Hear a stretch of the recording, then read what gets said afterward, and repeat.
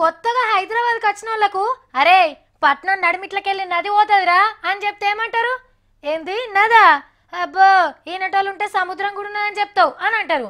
ఏ ఉన్నదిరా, పట్నానికి వరదలు వచ్చేదే పెద్ద నదితోని అని అన్నామనుకోండి. అబ్బా అవునా, అయితే పోయి ఈత కొట్టద్దాంపా. అవుగని ఈ నదికి కూడా పుష్కరాలు వస్తాయా అని అడిగితే అప్పుడు అని మొగంకి ఇంతంత అవుతుంది. ఎందుకంటే నది నాలా అయ్యింది, దాని నిండా కంపైంది. మూసీ నది అనగానే ముక్కు మూసుకుంటారు. చెత్త చెదారం లండు బొండుతోని కలకలలాడుతుంటది. మరి పట్నంలో వారే 32 కిలోమీటర్ల పొడుగుతా ఇవ్వే అందాలు. ఏ ఇంట్లోకెళ్ళొచ్చే మురికి నీళ్ళైనా ఆఖరికి ముక్కు మూసుకొని కలిసేది పవిత్రమైన మూసీలనే. భాగ్యనగరంలో అత్యంత దరిద్రంగా తయారైన మూసీని తేటగా చేసే కార్యం ముంగడికి తెచ్చింది సర్కార్. రూపాయి బిల్ల నీళ్ళల్లో పడితే కనబడే అంత తేటగా చేస్తామంటారు. మళ్ళా మురికి కాకుండా ఇళ్ళకెళ్ళొచ్చే నీళ్లను ఓడబోసినాకనే మూసీలకు ఇడిచిపెట్టే ఇంకో ఉపాయం చేస్తారట. మన సర్కార్ ఓకే అని చెప్పానంటే మూసీ నది ఎట్లయితుందో తెలుసునా?